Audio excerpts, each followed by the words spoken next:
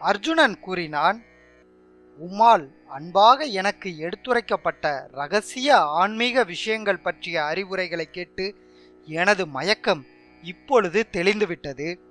தாமரை கண்களை உடையவரே, உமது தீராத பெருமைகளின் மூலமாக உணரப்பட்டபடி ஒவ்வொரு உயிர் வாழ்வின் தோற்றம் மறைவு பற்றி மிக விளக்கமாக உம்மிடமிருந்து நான் கேட்டிருக்கின்றேன்.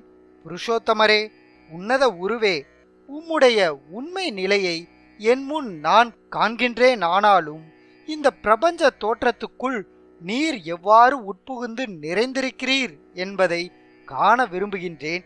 உமது அந்த உருவத்தை காண நான் ஆவலாக இருக்கின்றேன்.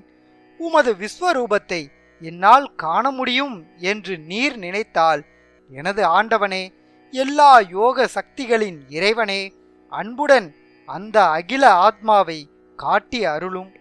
பகவான் கூறினார், பிருதாவின் மைந்தனே, எனது அன்பு அர்ஜுனா, இப்பொழுது எனது வைபவங்களை காண்பாயாக.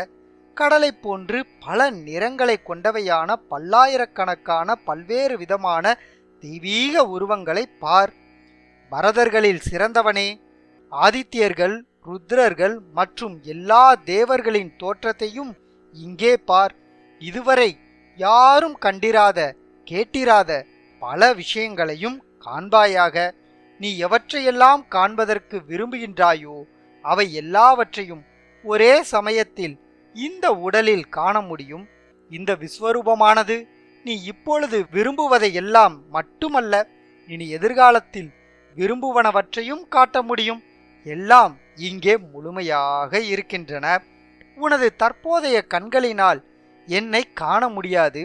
எனவே எனது யோக வைபவத்தை காண்பதற்கான தெய்வீகமான கண்களை நான் உனக்கு கொடுக்கின்றேன்.